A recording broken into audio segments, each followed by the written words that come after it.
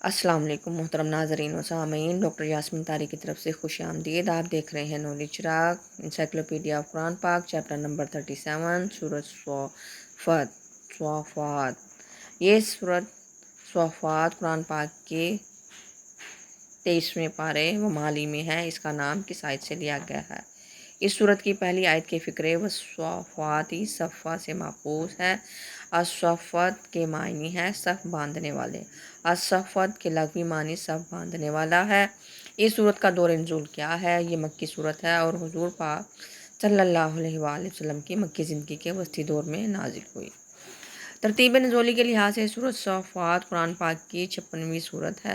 موجودہ ترتیب بتا دیں۔ قرآن پاک کی موجودہ ترتیب میں سورۃ صافات کا نمبر 37واں ہے۔ سورۃ صافات 5 رکوعات پر مشتمل ہے۔ آیات کی تعداد بتا دیں۔ اس سورت کی کل 182 آیات ہیں، جس میں کوئی آیت سدہ نہیں۔ سورۃ صافات قرآن پاک کی کس منزل میں ہے؟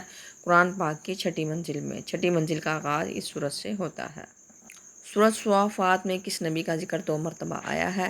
حضرت الیاس علیہ السلام کا ذکر آیت نمبر 130 اور 123۔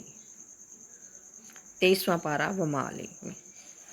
سورۃ صافات میں کل کتنے کلمات اور حروف ہیں؟ اس سورت میں 873 کلمات اور 3951 حروف ہیں۔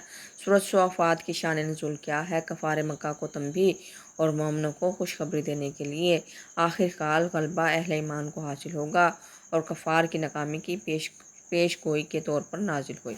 حضور پاک صلی اللہ علیہ وسلم کا نام احمد قرآن پاک کی کس سورت میں آیا ہے؟ یہ نام سورۃ صافات کی آیت نمبر 6 میں آیا ہے۔ ویڈیو کو لائک، شیئر اور سبسکرائب کریں۔ اپنی قیمتی رائے سے ضرور آگاہ کیجیے گا۔ اللہ حافظ۔